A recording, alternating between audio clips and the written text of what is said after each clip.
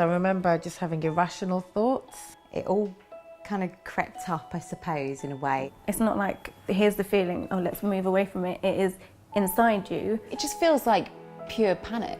Anxious is not really the right word. For me, it was terror. It's like you see the world in a different light.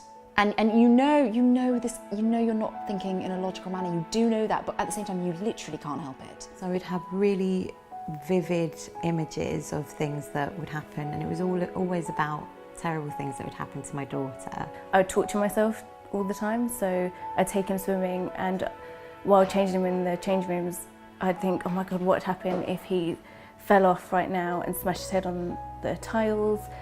And then in my head, what I need to do is I need to go through everything that might happen and how to do it. So I'd have to actually live him falling over, visualise him smashing his head open, and what I'd do and how I'd call for help and stuff like that. So that would happen every day. So that was it, pretty much. My husband didn't really understand. My mother-in-law tried, but she didn't understand. My mum, when I tried to talk to her about it, she just tried to not listen. She almost didn't want to believe that something like that could exist, especially following the birth of a baby. There is definitely a lack of understanding, and people say, oh God, just a neurotic mother, or just this, or just that.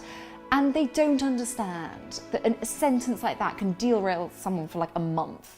If I'd have been through any other physically grueling experience in the same way, people would have felt sorry for me. They would have come and looked after me.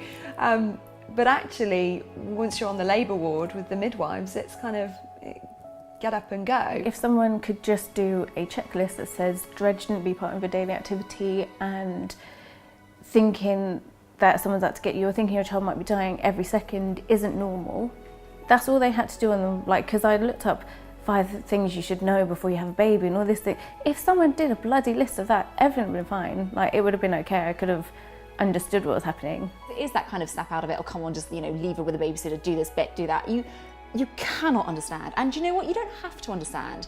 You just have to accept that is a situation and just support them through it. Generations before us, that's probably going to be harder, just because of socially what they are used to and what they've used to being talked about and dealing with, the things they've had to deal with is different to this generation. But I think, the more we do it, then generations to come, it will just be a really natural thing to talk about.